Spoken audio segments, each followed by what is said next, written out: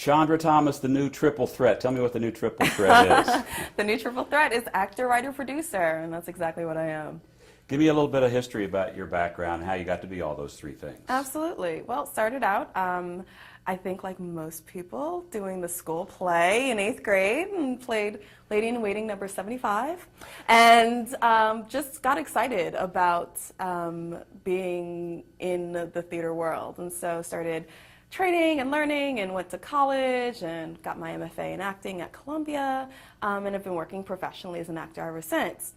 But with the advent of all this amazing technology, much like what we're using today, becomes more responsibility. And so as an actor, we can't just sit around and wait anymore. We've got to be part of creating our own opportunities. And so that's sort of how I've been expanding my wings as a writer and as a producer.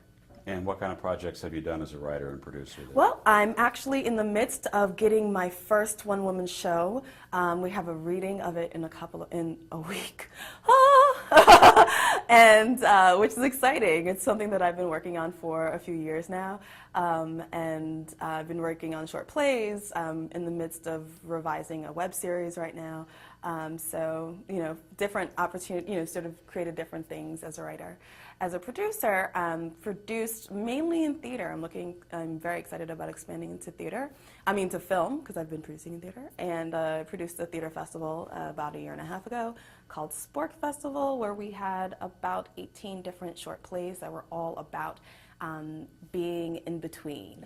And it also had a film component and discussion and a benefit event. So I've been producing quite a bit over the last few years as well. Do these things that are not necessarily acting, but like writing and producing, do they scratch the itch as much as acting does, or are you doing these only to help support the acting, Jones, or what? A little bit of both.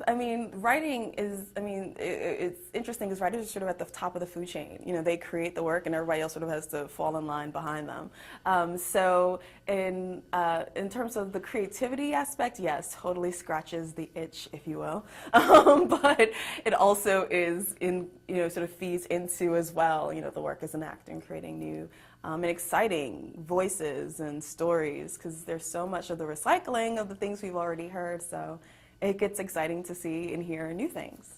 Right. Now you also have established this business for the artist. Tell me about that. Yeah, Business for the Artist actually came from my own experience as an actor. I was coming out of MFA program, one of the best programs in the country, blah, blah, blah, blah, blah.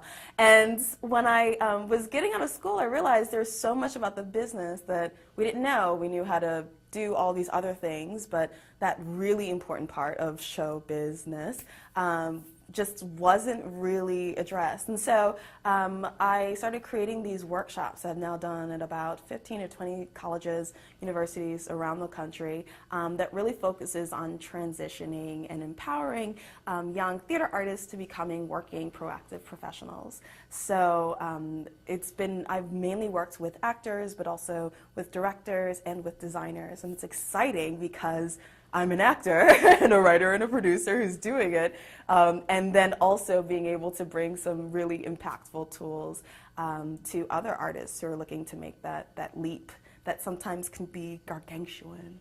And one of the biggest leaps is to try to find representation, and you had struggled with that as we all have.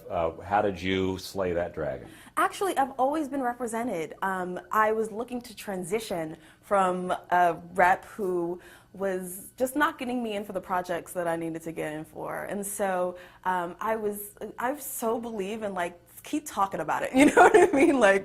Keep telling people I'm looking for new reps.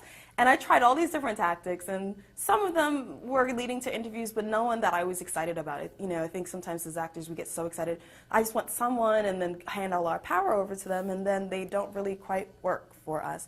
And so one of the things that I had been using was a consistent headshot, one picture, and it just dawned on me, why don't you just change it? If something doesn't work, change it, try a new tactic. And so I tried a different shot, got a meeting with one of my top target reps, and have been working with them now for close to 2 years and love them, and they're fabulous. And it's really exciting that that's one of the things we have to consider as actors. Sometimes we get so I just have to do it this way, but we got to change. We got to find new ways, new and fresh ways to market and present ourselves in the business world. That sounds like great advice for any actor. Is that your favorite piece of advice to give to actors, or do you have something else? My favorite piece actually is to keep doing it. You know, keep working, keep figuring out new ways. Yes, absolutely. And one of the big things that I always say, it's a marathon, and so really taking all those mind, you know, the training, the preparation, the long run, the stretching, all of the things that go into a marathon can so easily be metaphorically connected to the journey of an actor. And then I also, which I think is actually the most important piece of advice for actors, is when you don't love it anymore, do something else. All right, Chandra Thomas, thanks for coming in. My pleasure.